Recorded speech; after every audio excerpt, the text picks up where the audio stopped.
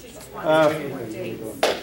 I've been watercolors for about 9–10 years. Before that, I was retired as a pilot for NetJet's organization. And I flew for them for about 5 years, and then a couple other companies prior to that.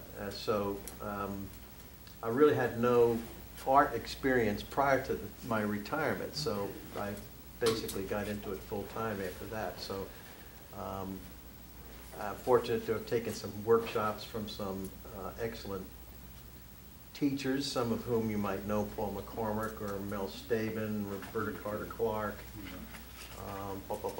Can't think of the others right off bat, but it's all that baloney is in my bio there. The club goes back long enough when they'll say. Well, our club is 83. Our club is the oldest watercolor club in New Jersey, 83 years. We're actually starting our 84th year this year, or come September. What I'm going to do today is show you how I kind of work through a portrait in watercolor. Now, some of my paintings, the one that you see here, didn't take that long to do. But some of the paintings I have at the house that I couldn't bring because one of them's too big takes me a couple hundred hours to do. Now remember that that's thinking, it's having a cup of coffee, fixing something, maybe paint a little bit, so 200, I'm not over it the whole time, but that's the time frame for something that I might consider a major exhibit piece. These others that you see here are, maybe total time of painting me 5–10 hours, something in that range. Because I work slowly, the time frame that we had to work with, excuse me, I decided to do it in steps. I'll show you how I begin a portrait by laying in some skin tones, a little bit of the background, the clothing and so forth. And since watercolor, needs to dry in many cases before you move on to something else, I have the next step already prepared so I can go right to it. And then I have a third step, which is one that is more developed for us to kind of play around with. I work essentially wet initially, so I wet the paper, get it fairly wet, then I'll add some pigment to it and so forth, graduating from there to wet on dry, the paper's dry and so forth, and then eventually I'll get down to the boring part, which is this a little bit here, a little bit there, so okay, that looks good, so I won't be doing any of that tonight. All right. You can ask questions whenever something occurs to you. I'll be happy to try to work that out for you. I don't know if you can see, I'm right-handed, so I'll probably be standing here. This is actually the second step. This is what the first step theoretically is supposed to look like when I finish it. So, but I always talk about clobbering paper, so tonight I'll probably clobber some paper for you. Okay. These paintings here, this is all transparent watercolor. Did you hold them up so that? Thank you. On Arch's paper, watercolor paper. These two I just started, they're on hot press paper. I've never used it before. I'm trying to learn how to use it. And they came out so far, they look pretty good. I don't know if I want to do any more on them, but tonight, I wouldn't stop. This is what we're shooting for. This guy is a bartender in Sorrento. His name is Mario Apria. And many years ago, my wife and I were in Sorrento, and I asked him actually to model for me for a minute, take a quick sketch. Left the sketch with him. When I got home, I said, well, look, I'll take a photo of you, and when I get home, I'll do a decent drawing. So I did a decent drawing of him about 6 months later, sent it to him, he liked it. Then about 4 years after that, I painted his portrait, and this is the portrait I did based on the drawing. And so Sue said, well, why don't we deliver it to him? Oh, okay. Back? You went back? We went back. Wow. Sue packed it up. I brought it on the airplane and delivered to him in Sorrento again. So he's still there. He loves his job. But this particular painting is all essentially wet in wet. I'm sorry, transparent watercolor, which is different than gouache or acrylics. Both are opaque, okay? I've never worked in those mediums, so I don't know. I've never worked in oil or pastel either. So this is my model for tonight, and we'll kind of work for it. So my first step is going to be I've already pre-mixed the skin tones because I didn't want to spend a lot of time doing that. I'm going to wet the paper here. Some highlights I want to try to go around. Ordinarily the lines are a little darker to begin, but I erase them afterwards so that I don't have too many to deal with later on. In the numbers, you can't see the numbers? After I'm done, you won't see the numbers. So I don't really need this for this particular step, but I do want to get started here. So we're going to take some plain old garden variety water, and we're going to wet it down all over his face. I'm going to go around everything, including the highlight, and then I'm going to back the highlight off with a piece of tissue paper. Who was your primary teacher that you Well, more recently, I've been taking workshops with Paul McCormick. Unfortunately for Roberta Clark, she passed away recently. She's probably in New Jersey. Well, she's probably known as one of the foremost child portrait artists of children in watercolor in the world, not just, she happened to live in New Jersey, and she's done demonstrations before for us at the Essex Watercolor Club, probably for all of the other clubs in the New Jersey area as well. She's a longtime member of the American Watercolor Society, was probably president of it at one time, and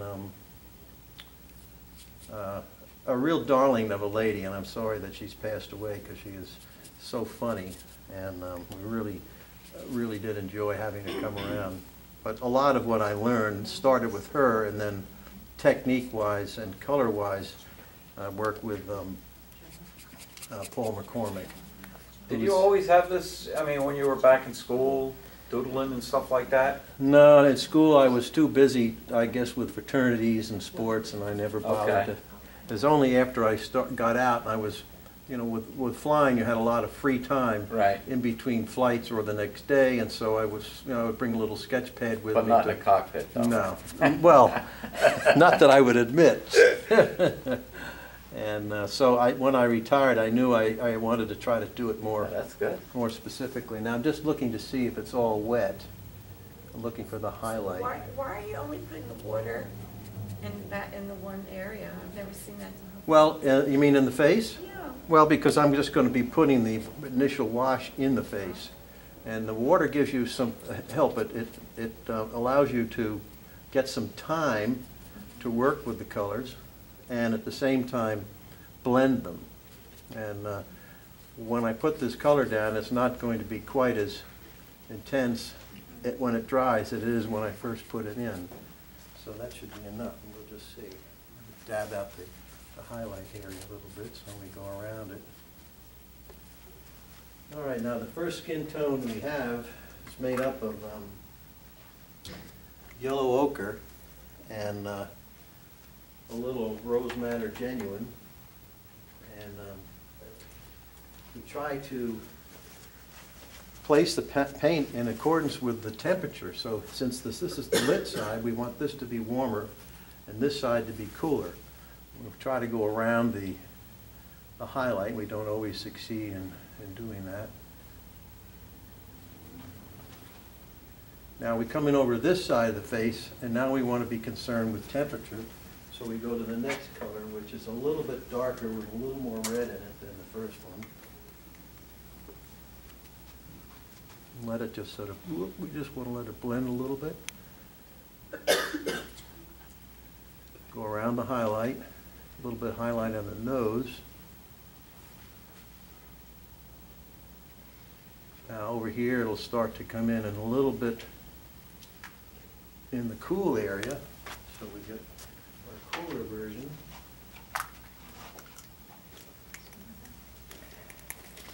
And cooler version is cerulean blue and rose madder genuine with a little bit of raw sienna in it. That's your shadow? Hmm? That's your shadow zone? Yeah, I'm really only trying to get the white of the paper out of the way, actually. I'm not really trying to mimic anything at this point. Whew, whew. That's not bad. And one thing I forgot is the reflected light in here, which I'm going to have to try to get at a later point in the painting. Just clean up a few edges. Now, you don't generally do it on an easel all the time, right? You No, this is, sit at a desk? I usually use a have a table in my dungeon studio, and it's sort of a slight, 45 degree. incline. Yeah. Not that severe, but that's what I do. Now, while this is drying, of course, I can't go back into it without destroying get these blossoms, Yeah. That's pretty good, I like that. Remember, it's just the start. It's not intended to be anything more than covering the white of the paper. Now, to do the next step I'm going to do will be the jacket. And again, when I do the jacket, I'm trying to pay attention to the warm side versus the cool side. You can see here, it's warmer here and cooler here. What I use here is ultramarine blue, burnt sienna to put kind of a warmish gray together. And then for color variation, on the warm side I'll put, what is that I just put in there? Pete, come on, help me out here. What the hell was that? I'll find it. It's the turquoise. It's not the turquoise. Oh, cerulean. No. It's, here it is. Manganese? Cobalt violet. Good Lord, Oh, John. cobalt. All I know is Benjamin Moore latex paint. The other one is going to be cobalt turquoise to get a cooler wash going there. And we're going to pretend to do this the same way. So these are all, you just keep washes, these are all washes you keep? Yep, washing? just plain old washes. Yeah, it is. And the approach again is just like the face. You just want to cover the paper, get the white paper out of the way, because it's very hard to judge value when you have paper that's white. Now the collar is white and the shirt's white, so we'll. That's fine. Yeah, matter of fact, I saw it demo with oils, using all transparent. Yeah, they're great for shots. Yeah, one of them has tequila. Is anybody asleep yet? No. No, you'll tell me when you're asleep, right? Okay. We'll snore for you. Okay. You'll hear me. Your teacher. Oh, okay. This is not like the Historical Society we belong to, where pets is whoever. Huh. I'd rather watch this. Now, the thing with watercolor is, with any painting, you don't want flat. You want texture, you want color change, you don't want everything to be the same color. Now, did you wet that also? Yep. And sometimes you don't even care whether you're mimicking the color of what it is you're painting. Now, if you're doing an exhibit piece or a commission, or not exhibit, but a commission, you have to get it right. But when you're just doing stuff for yourself, well, I'll throw some in, see what that's like. You don't have to be burdened by the color or that you see. And we're going to put in a little of that pink stuff, I can't remember, cobalt violet, just to tap it in there. We just want, all we want is some color change, something to, this will, what do you call it, sedimentary colors. It'll spread when you put the other colors in, so. So you just dab a little bit on so that it comes through. Right. Mm-hmm. And that paper you're using is which one? This is a 140-pound 24. Cold press? cold press. Yeah, a whole bunch of watercolor stuff, I just never had a chance to do it. How much can you do? There's a little bit too much water there, so one thing that you have to worry about in watercolor is, of course, timing. And so let's add a little bit of the cooler color to it. You don't use a hair dryer. Nah, I do use it at the house, but it's so noisy.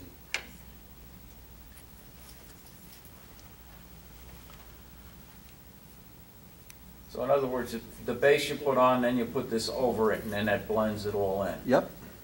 Cool. So each layer, you can put lots of layers. Yeah. Too. They're all dry. And they all blend in. Yeah, we fixed maybe the edges a little bit, and not just fair it out.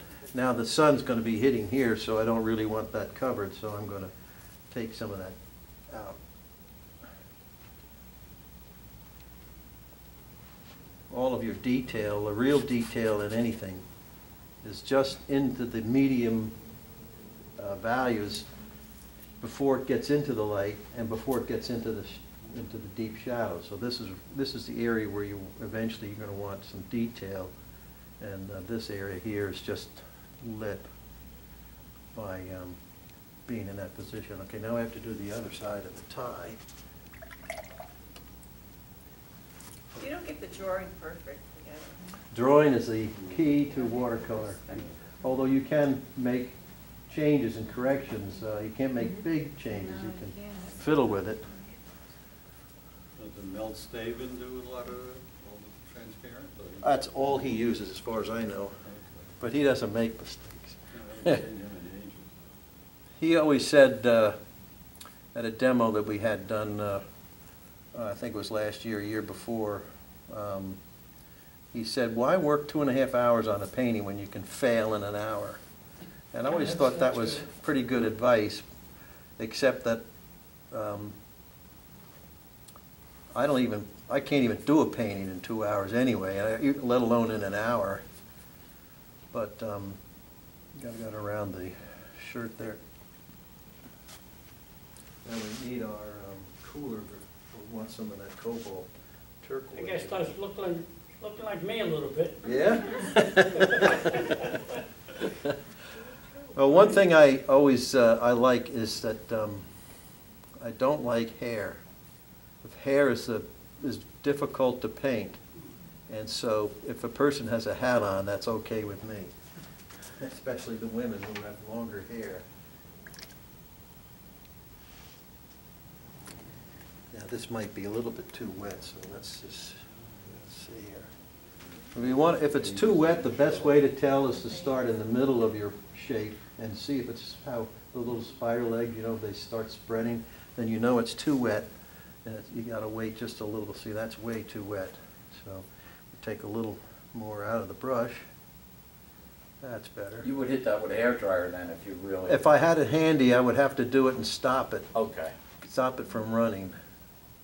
And ordinarily, like I say, I don't really work this up and upright. So. Right. Yeah, it's more flat, 45. Yeah. Now we want to pull a little in there. Go around that shirt. And then we just blend it slightly. Yeah, it depends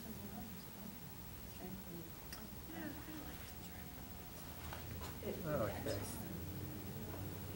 So here we have the warmer side. Here we have a little bit of a cooler side here. It's not, like I say, we're not interested in any detail. So you work down with your shadows or always cool? Actually, in previous work, this doesn't look cool, but if you look at the shadows below the cheek, they are warm, but cooler than the other areas which are warmer. So I try to make a distinction between temperature and value, and I don't consider color quite as much. I'll let the color do its thing, but I like the temperature and value is what sets things apart, more so I think than color. Although I love using color. Let's see if I can get a little darker in there. Yeah, that's good. Sometimes water is your friend. Other times it's your absolute enemy. And in watercolor, the bead, if you know what I mean by the word bead, the bead is king. This is a, if you see a little bit of a puddle down here, that's the bead. And that allows you to work a wash down without getting little backgrounds. All right, now we're going to do the background. And the background, and the intent with the background is to indicate that he's outside, because you can see the light on his face is quite dramatic. And his eyes are squinted, so you know it's sunny out there. So I try to give him a background that would suggest something like that. So I'll use three colors here: cerulean blue, orange lake, which is a transparent orange, and raw sienna. Again, we'll do it wet and wet like we did before. Now that's our orange lake.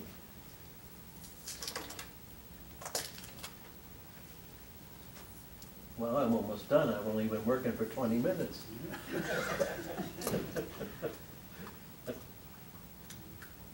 Sometimes I'll let it stay later.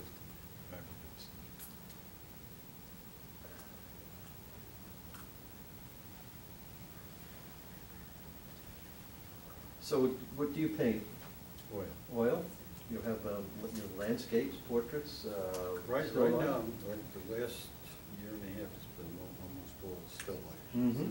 You set them up, or you use a photograph, or set them up in the Yeah, house? set them up, or if I go to Ridgewood, we have some beautiful light there, some nice northern. You do work with, what the heck is the guy, you mentioned his name? Osborne? John Osborne, yeah, do you work with him? Yeah. Joel Papadix is big over there too. and Joel. He does great demos. He's gonna do one for us in September or October, one or the other. As a matter of fact, this last summer, I had his son, last year, his son was graduating high school. Yeah. And he interned for us in New York. Well, Joel just became a signature member of AWS this past year, I think, so that's a feather in his cap. We have one I was new there member in our club who's AWS, and two members who we've got paintings and accepted into the show this year. And one was accepted last year, so. Well, quite just happy you can with mention people. Peter Rossi from Okay. Because you say who? No, because his son won a student award for $1,000 in the freshman year of college. I hope that went to art. Well, no, he went to art school. Yeah, but sometimes it doesn't get there, right? Yeah, It goes into the pocket He needed it for tuition. for tuition. You know what I mean? It doesn't. And I think Christmas, it was, we had a Christmas show, and Apodics just had a painting come down from the Old and Bryan Museum. Where's that? Northern Rhine. Oh, okay. And I had a couple came in, they bought a painting, but the guy kept coming back looking at one of his, He just couldn't paintings figure out, with a he couple just of had to holes. have it, but couldn't No, 'cause decide. his stuff is very, very simple, very simple. And they don't accept, negotiations and so on. The guy put it was like $4,000. The price is the price, right? And so I called him up and I said, look, the guy really loves this thing. He says, look, 10%. Well, they'll love it even more at the price. Yeah, 10%, so 10%, we gave you the money, and that was it. Oh, good. It worked out so shame. Again, we're just gonna cover the paper. And it may bleed a little bit into the face because the face is There's quite another dry. watercolorist there, Brandenburg. Oh, yeah, he actually, Charles or Brandy's gonna be our judge in our June show. Oh, okay. Yeah, we call him the old codger. He's funny and a great artist. And then he does, you see his oils too. Yep, He's not allowed to teach oils at Ridgewood. he's not allowed to. He doesn't use the. Oh, he doesn't use Osborne system? Is that what it is? Not Osborne, but it's Dumont. Oh, Yeah, Dumont. as a tonal painting or something like that. Prismatic palette. Prismatic, yeah. Palette, they want everybody to use I'm mixing, but that. Yeah? I'm mixing. You mixing? Mixing colors. Oh, you tubing? Yeah? I'm mixing it. Are you making your tubing your paints? Well, the palette he's talking about, was an announcement, was, he's gonna retire soon. I could blend that water. I know, I heard. Well, somebody, whoever takes over is gonna do the palette. Yeah. Janet uses the palette. Yeah, well, I probably only, yeah, I only had, In Monday's class, Martin Smith is gonna use the palette. yes, Well, I water heard. rolls downhill, so it'll be drier at the top and Yeah. wetter at the bottom, but as I can see, it's all shiny, so we'll give it a shot. So you did one wash, and now you got a cup with the values in there? I'm just gonna put a background color in now. Now, you had Little said shots you of color went here and near there. the face, or did you go right flush to the face? Yeah, or close to it, But did you leave a little edge for bleeding? or- I'm not sure, we'll see. If it bleeds, I'll know. If it bleeds into the nose. Why well, would no, you just no. wet the whole canvas all in one shot? Why are you doing it like the face first? Because I'm not that good at dealing with real estate. Okay. And the less real estate I have to work with, Okay. the better off I am. That's a good question. There are Oh, I some see, people because will, you work slow and you don't want the paper to dry. Right. and- Right. some and you don't people wanna will put it too- immerse the whole paper in a tub of water, and then, Right. Double work. And then it they'll bleeds start. and- So how do you do the next step? Do you wet it again? No, right? this step, No, No, when you on go the from the face. next step, is it more? oh, you'll see. There I'll do a little more, I'll do a little wet, and, but there I'll be starting to work on trying to model some of the, Are you going to do wet on dry in the next step? I will. Okay. I'll probably do both. Okay.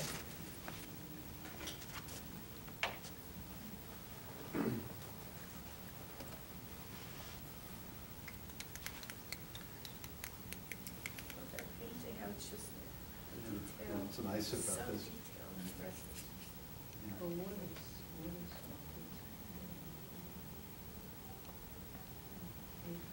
you should go wash your hands when you wash your hands, it's all done.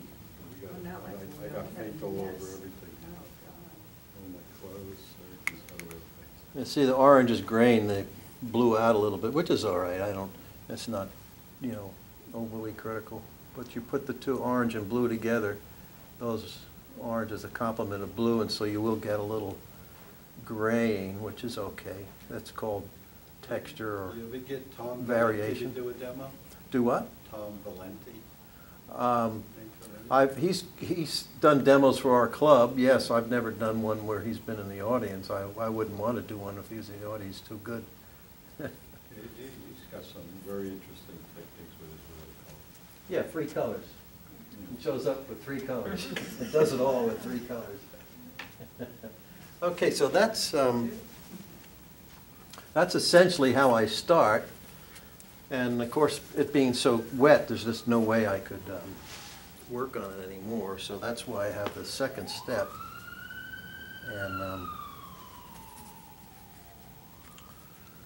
And here's the line. What's your name, Miss?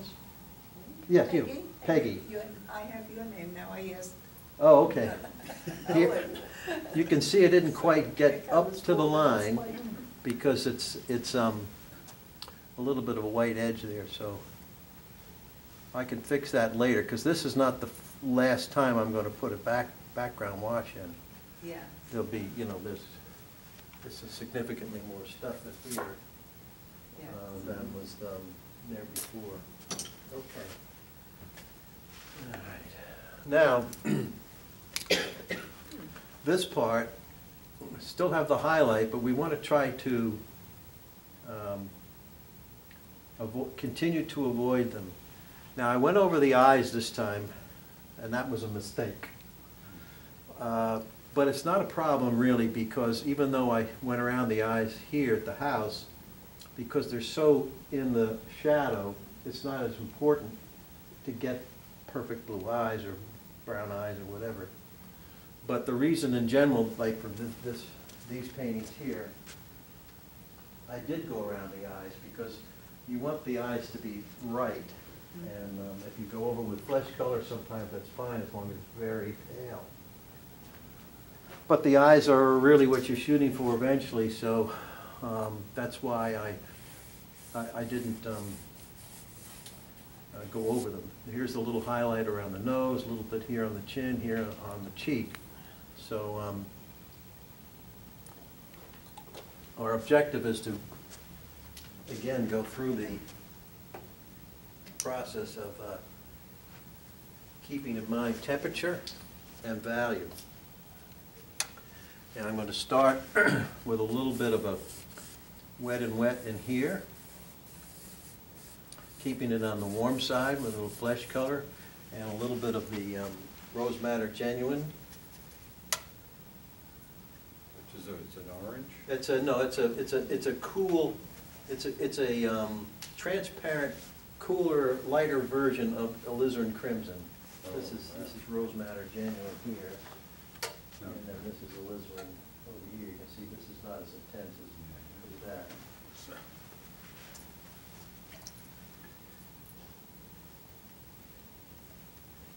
I want a little of the raw sienna.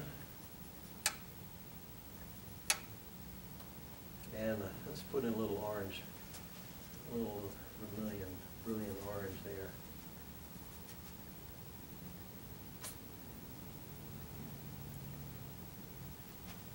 Again, with the wet and wet wash, it gives you time to work with the paint, so it you don't feel as though it's getting away from you. So we'll just wet it down a little bit. And I'll wet it beyond the area I'm actually going to paint. So I may not be painting in here, but I do want to wet over there so I can control the edge that it goes over there. And this is bone dry, so you can be a little, not too much, but a little aggressive with how you apply the water. It's not as likely to pick up. So you're The just edge. wetting it at this point? Just plain old, what do you call it? Garden variety water. All right. Now we're coming back in with the raw sienna, and we get towards the cooler or the warmer side. We add a little more there. Let it blend in a little bit, and a little of. Can you see? Yeah. Yeah.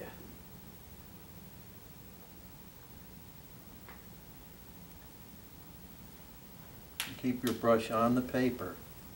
As soon as you start to lift the brush and start in again, you'll end up with a wash that's with an edge that you don't like. Now this this edge here is a little rough, so I'm just going to tap it a little bit, try to fair it out just a little bit. And I'm going to leave it alone. I'm not going to fuss with it. Once again, I'll try to soften an edge here. Bring this over here like that. This edge is a little rough, so we're going to agitate it just a little bit. And it's a little out of sync as far as how white it is, but we'll, towards the end of a painting, I would take care of that so that it wasn't quite as prominent. Now over here, again, we want to go to the cooler side, so we're going to start again maybe with, we'll come in with a little cerulean blue in here, and maybe some raw, or some burnt sienna as well. Mixed So, together? no, Okay.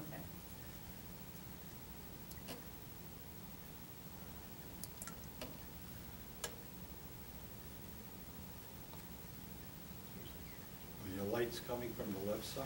yeah, he's lights. The sun's up here.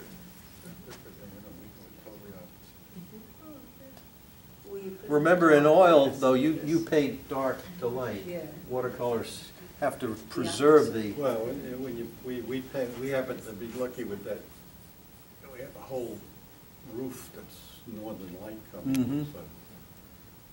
But the principle so of all shadow is the the shadows same. are warm. Because all your northern light comes in, it's all cool, so but we go cool to warm the other way. Now the nose, it's a little warmer on this edge. So let just blend a little bit. I love doing noses because that's the first time you actually see things coming forward and going back in a face.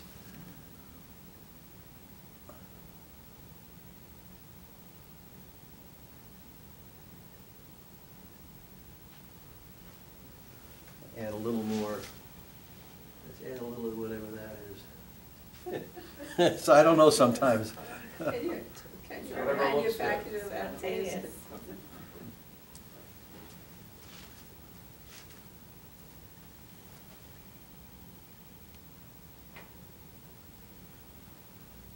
So you gotta try this. No, I want to try this. And then we control an edge and we just simply dampen the brush, pick up the edge where we don't really want it. Oh, sudden death, yes.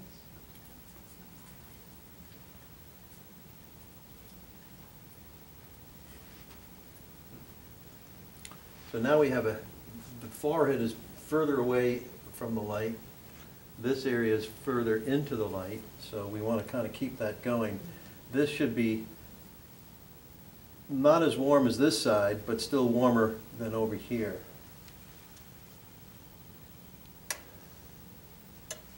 It's all color theory for you. It's all warm. It's more value. Oh, this is only the second layer. I reserve my opinion.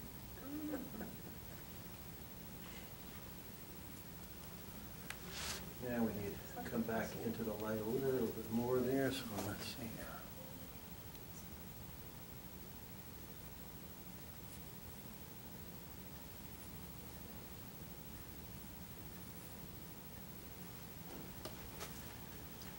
And once again, as we come down to the beard area, you want to get a little bit cooler and darker.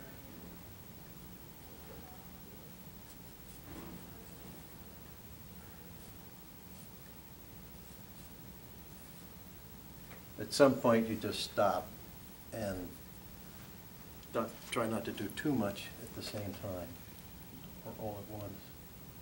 Soften an edge.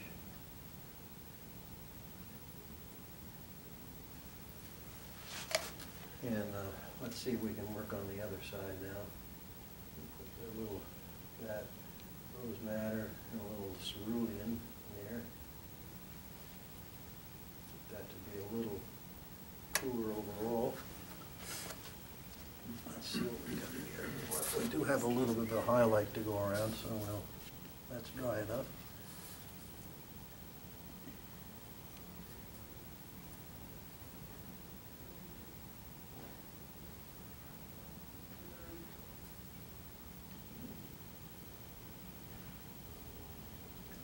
When were you at Sorrento last? Oh, Sue, when were we at Sorrento last? I don't remember. Toronto. Oh, were you there? I'm trying to think. 3, 4 years ago? That whole area there, that's the best spot. I did that one. You do your touristy stuff, but then when you get to Sorrento. This was Right, On the Hills. coast. On the coast. Well, is everything, the Yes. towns are built on, Everything downstairs, Yeah. like Positano is all built on. Let's put a little of the ear in. yeah. It's all walking. Like Greece. Yeah, no, I've never been to Greece actually, but yes, if you go into Positano, you start at the bottom and you walk all the way. The ears are fun too, because that's another definite shape that helps to say, wow, it starts to look like the guy. You keep painting cheeks and stuff, it doesn't seem to bring it alive quite so much as it does when you do some of the actual features.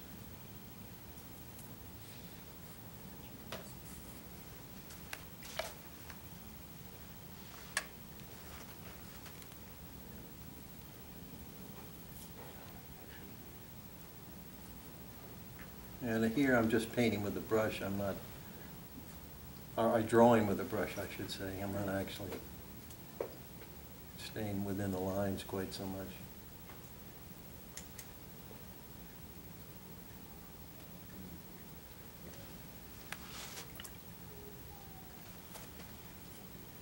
So you're starting to put in like half tones? Yep. Just kind of gradually bringing it up. Now, there's a couple of shadows right in here on the shirt, and one here and one here. I might as well put that in, because that's an area that is not really going to be touched again. This shirt's going to be white, but I'll throw in a little, some color just to give it some texture. What kind of brushes are you using? These are Princeton Art. I've got a ton of brushes, I'm sure you do too. You find some favorite ones, and I have some Kolinsky's. This is a Kolinsky. I like this when it's dry and you don't want to agitate it. Valentino has 2 brushes. Yeah. 2 brushes A and little 3 brush. His colors. investment in paints every year is probably about $3. Unfortunately, I'm kind of a miser when it comes to my paint, and I get into trouble with it because I don't paint every day, and so I don't put a full tube out. Now, the cerulean blue is my favorite color, except that it's $14 a tube, Yeah. so. If you ever want to splurge, try the manganese blue. I have some of that, actually. I'm going to, maybe switching from that, from cerulean to a more transparent color. That's sort of like the shirt shadow, and then there's another one down here. Color.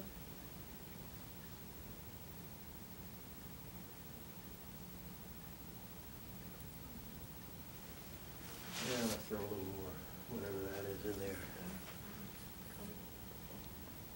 It's plum, right? Or plum shadow. I'm making the shadow color up. I have no idea what the real, like I said, if this were a commission or something, I'd have to pay attention to what the shadow color really was. But here, I don't care. I can do whatever I want. Isn't that great? That's right. Okay. While that's drying, I'm going to come in and do some of this guy here, his vest. You can see I have some lines in here, and that's just to tell me where the line is between the dark, the light, and the dark. You may not be able to see the light at this point, but that's because I haven't come in with any darks yet, so. Let's see, what do I want? I want a little marine, a little burnt sienna.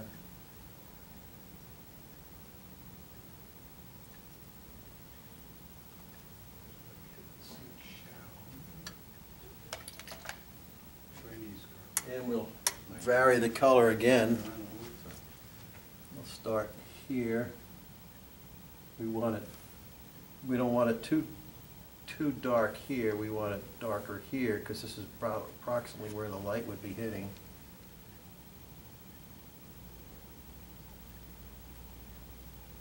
Now, to leave space for the line, well, of course, we won't go the whole way.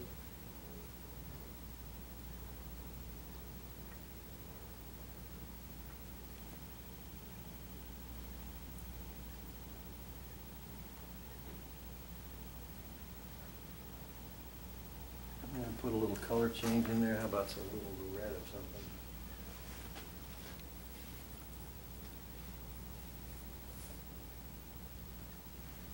Soften some edges. You're just doing a little suggestion of the pinstripe. Yeah, we don't want too much to agonize over every. You know it's there. Right. And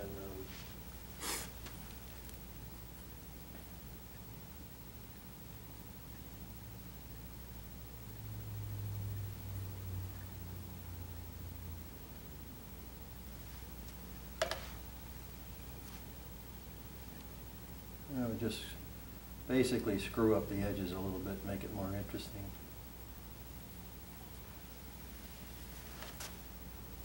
And then repeat that. I won't do all of them, just to show you. This one's probably closer to being shadow, so I'll make that.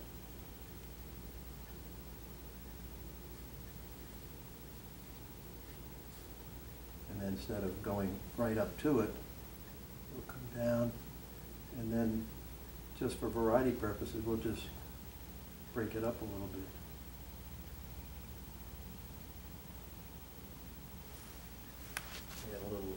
Let's add a little cerulean in there.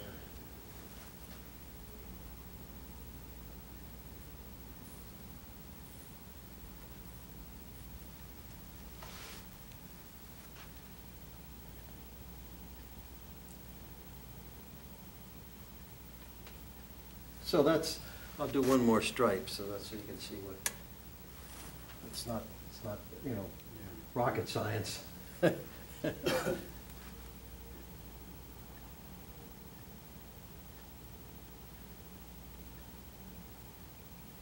you ever experiment with the watercolor pencils?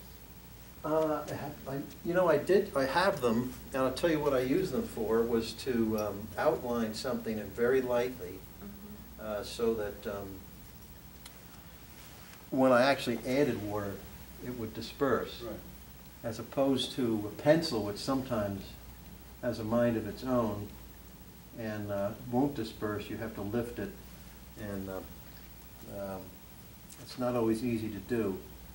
I use an HB pencil generally when I transfer my paint or my drawings. But then once I transfer it, the lines are quite dark, so I go over it with a kneaded eraser and get rid of a lot of the stuff.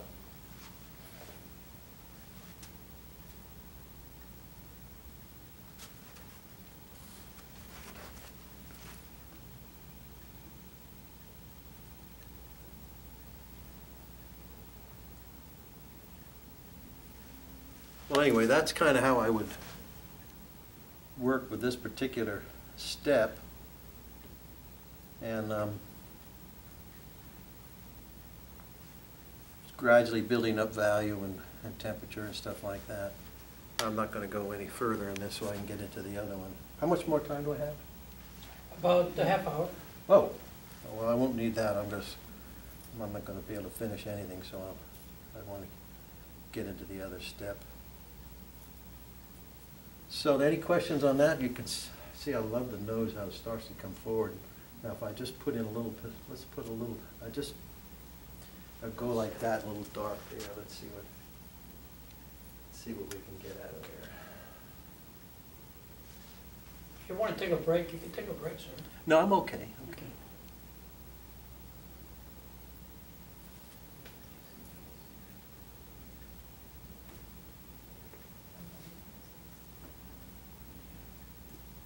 Look how, now you put the dark in, how that nose really comes out. He does have a prominent nose, so. And it's lighter here than here, so we want to soften the edge as we come over to the other side.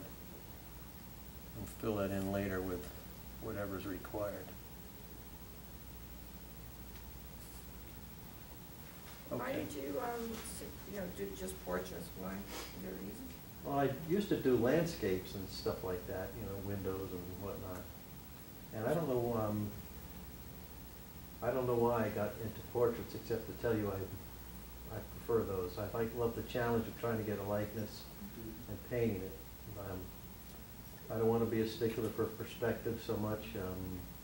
Houses don't, trees, things like that, they don't have a connection to that, I'm sorry, but for you, we're doing landscapes or whatever, your still lives, you have a connection for them, or you wouldn't do that, so. No, you just after a while, you have so many landscapes around and nobody wants them, but as soon as you finish your still life. Well, there you go, see? So I was painting with Oswald in there for like 2 years. I had a basement full of landscapes. When, And all this stuff is that gray blue look, Mr. Wolf, when Yes. did you get the first passion for portraits? When did you get that? Oh, probably Go ahead. 5, 6 years ago. Okay. I mean, You I were was painting how long? Yeah, well, I retired in 2004, so that's what, 11 years. Oh, so that's what I did too, 2006, so I took up painting. And I even flew out of Teterboro. You did? Yeah. Is that what your profession was? No, it was a P-28, You said you were with Sharp Electronics, right? No. Who was that? Oh, you were. Yeah, when I was working for NetJets, Teterboro I was in and out of Teterboro pretty nearly every day in one form or another. yeah, so I took the thing, started flying up the Cherokee. Oh, good for you. Yeah. Right here in a minute. Hmm? That's fun. Matter of fact, I had a friend of mine that worked for Aruba, and I got to send a pilot seat flying down Aruba. Oh, nice. Yep, I got this. What was thing wrong. amazing is the MD 82 and MD. It was all the controls exactly the same. They all go up and down the same way. Same way, you know, it's amazing. You look at it and say, geez, if it was an emergency, I could have flew that thing. Yeah. I was in a plane with the stick one time. You ever one of us on the Hackensack? Well, I had a couple of friends of mine bought it. A regular little board there, or masonite board? Or This is called gator board, Gator board, yeah. and it's light as a feather, but Mhm.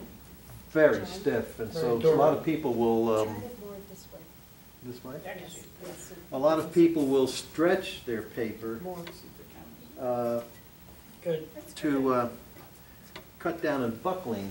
Yeah. Now, if I'm gonna do a full sheet or a sheet that, you know, this would be a half sheet from here to here, I would stretch it.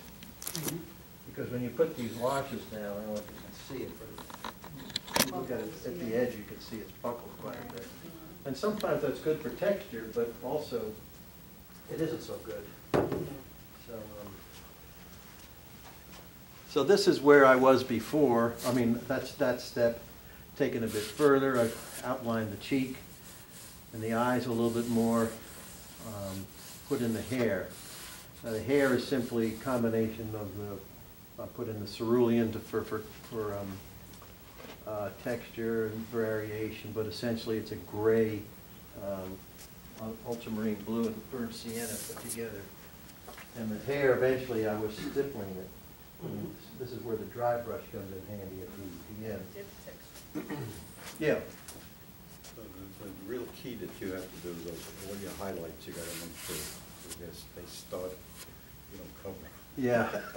Well, Well, I guess. but you can, you know, there's another advantage to doing it this way as well, because the more paint you put down, the easier it is to lift. Now, the first wash you put down is not impossible to lift, but virtually.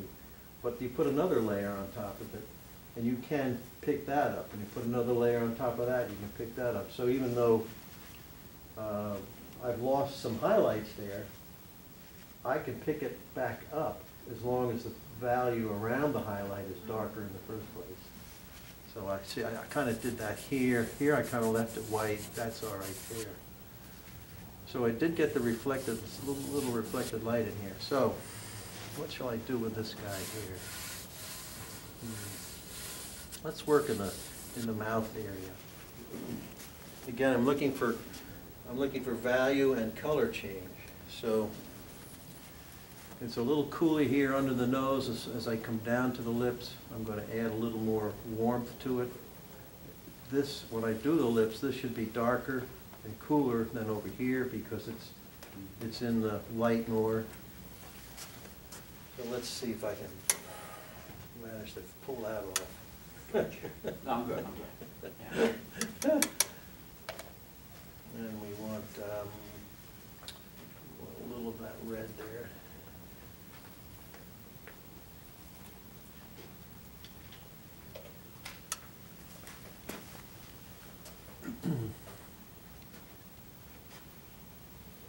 There's always reflected light under the nose, so I've left a little bit of an area there to account for that.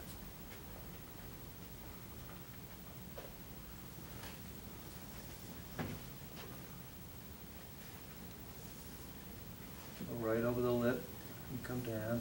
Now I'm going to add a little of the red from here down, give you that nice blend, so it's not quite so boring.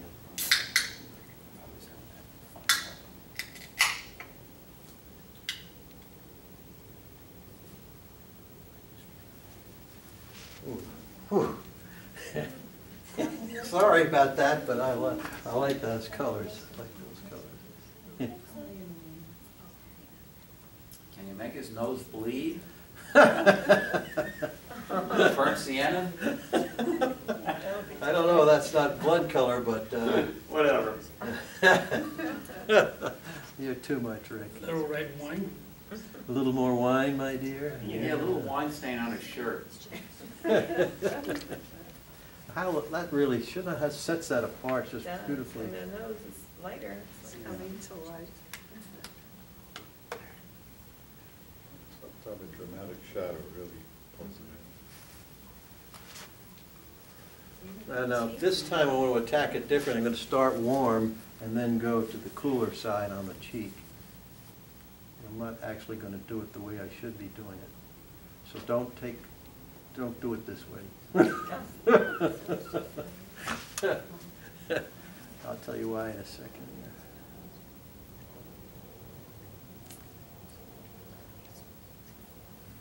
You really have to be subtle.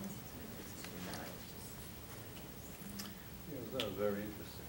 You gotta keep the brush on the paper. Yeah, no one ever said that. And that's true, you pull it off and there's a edge. Again, it's a little warmer here, and cooler here. Now, there is an edge in here that's better defined, you know, with a laugh line, which I would get that later with probably a dry brush or something. And I said that I tacked it the wrong way, and that's because there is a line that's going to be in here, and in order to get this line, some people will, let's say this is the line here. And they say they want color on this side, but no color on that side. So what they'll do is they'll come up and they'll put their color right next to the line. And now what do? Because you always need to soften lines so they're not so dramatic. So the way to manage a case where you have a definite line you want to work with, you go over the line, deliberately go over the line, and then gradually soften it back to the line. That way you don't get as hard an edge on that area in the cheek. That would be easier to see here. To have done it the way I just described, I would have taken this color and put it out here, and then taken my brush and kind of squiggle it right back until it's in the right shape for that line there. But if you do it right up to the line, well, you're going to end up with a hard edge. Now the canvas isn't wet at this point, right? Canvas is bone dry. Okay. Let's put a little nostril in there. That's going to be, and that nostrils are always warm. You know, people paint them black, but they're always warm.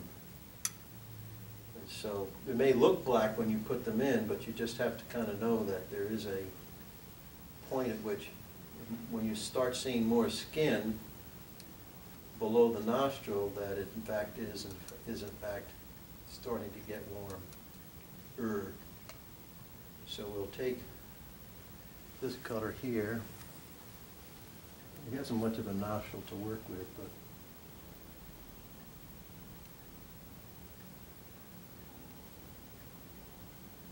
now put in another. Let's try to do that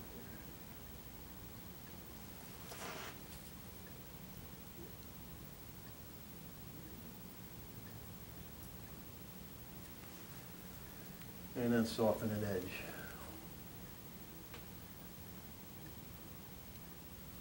You always make it darker if you want. And I'll only add a little orange to there.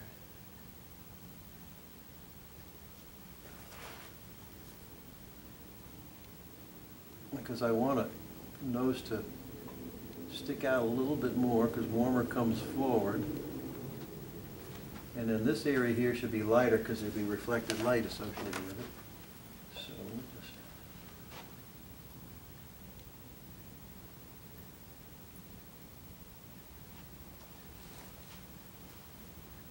I love doing noses.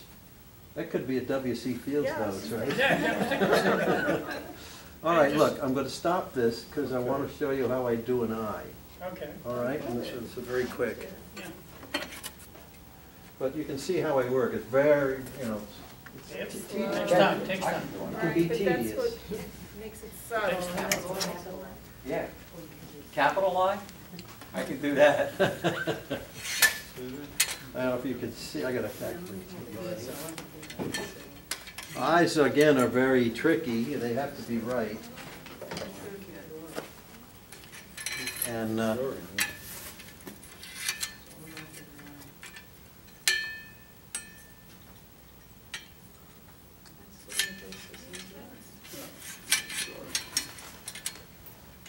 See it? No, I want to take a picture.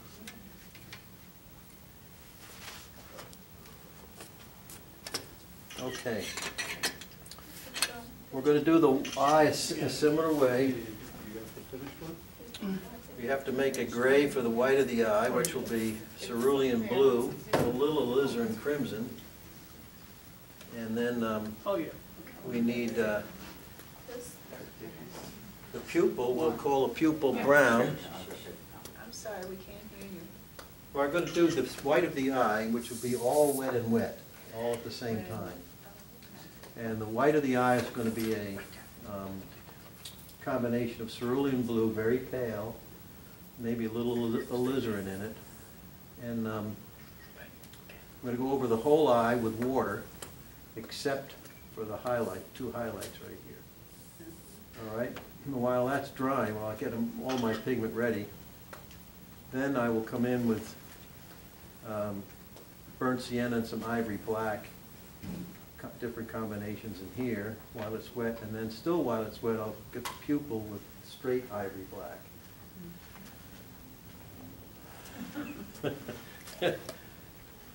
That's the plan. That's the plan.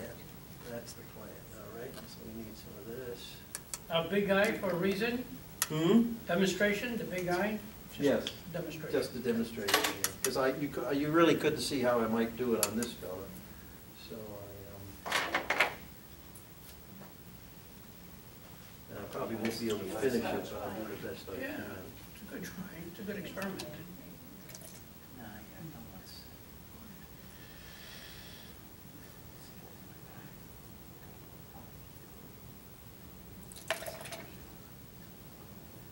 Hey, you have your own website, sir? I do. It's on my card there. John, it's Okay. very unique. JohnBWolf.com. Okay. There you go. John B. Yeah, very unique. John B? Yep.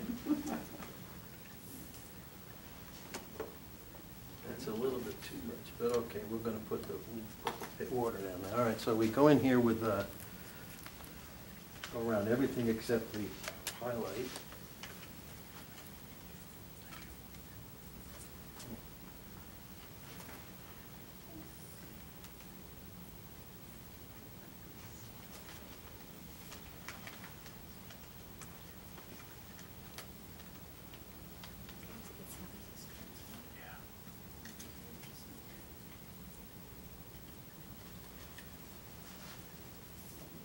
I actually think I have a YouTube channel also. I might actually have a demo of how I do the eye on my YouTube channel. Okay. But you won't be able to find my YouTube channel under my name. It's under, I don't know, some of you may recognize this name. That's called Wally Ballou. Wally Blue. Wally Ballou, remember old Bob and Ray radio show? You're going back there. Okay. I was just gonna say, you're dating yourself. You're going way back there. Way back. All right, so we've used a little bit of our gray there.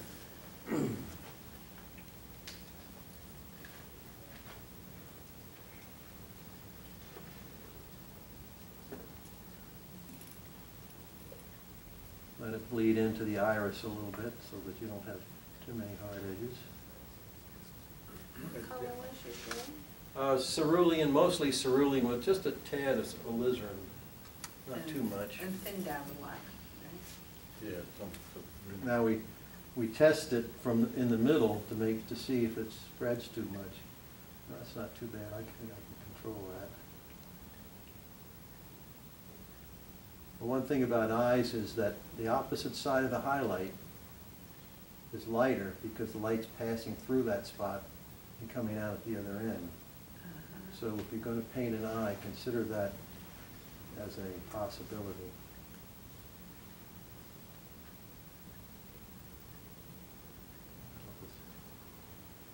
The edge, just get a little more darker up there.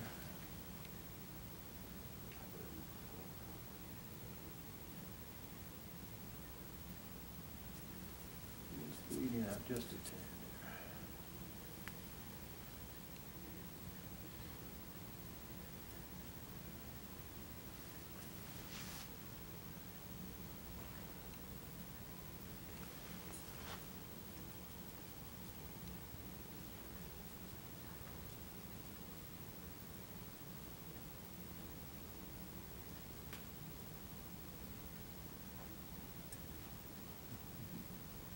Bleeding out from the edges a little bit, but you'll get the idea.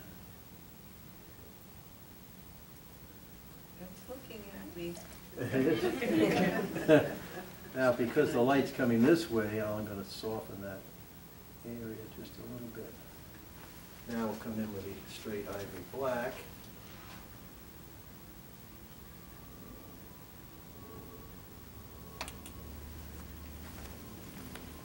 Test the center. Seems to be okay.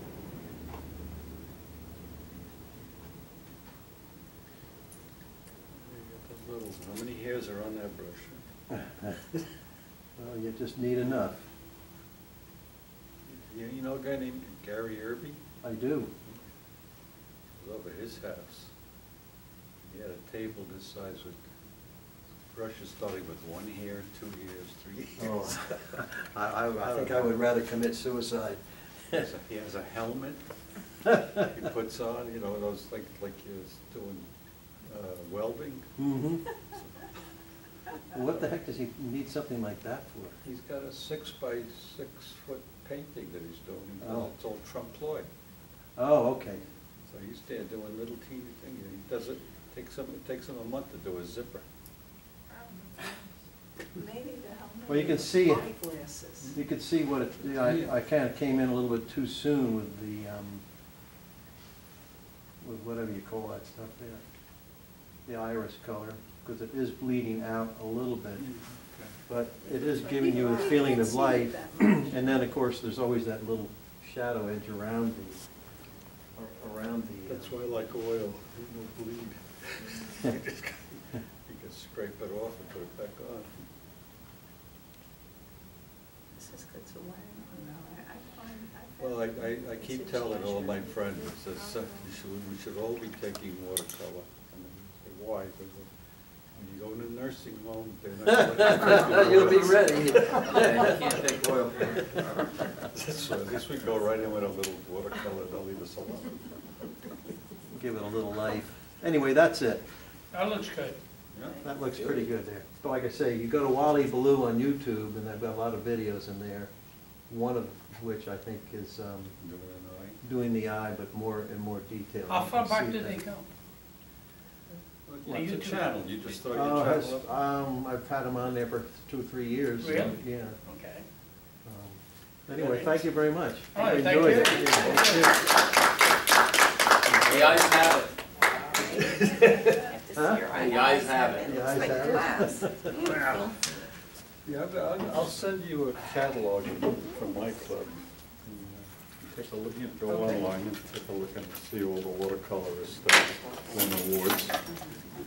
You have a, So the light comes in through this way and it's translucent, so that part well, of the same eye. thing like when you do a bottle. When you're painting a bottle, you have the light come in, you always got it where it goes through the I didn't glass. think of the iPhone like that. Interesting. Keep this one. Oh, great. Okay, thanks, I'll Pete. send you a catalog for this. yeah, Okay. catalog. People were saying that we might have a show here. Yeah, let me write stuff down now. You know, we haven't figured out what day though yet. I asked this guy if you. We get more information, we'll put it on You got your the, roadies. See the 30. You got my roadies? See the 30. You take all this paint back, right? Yeah. Okay, well, Oh, May. of May. 24, June 1st. I don't know when we're allowed in. Yeah. how do you? So around that time. So we're gonna have a Stop meeting, button. we'll have a meeting. Want to tape them all or no? The first, I don't- be the next one.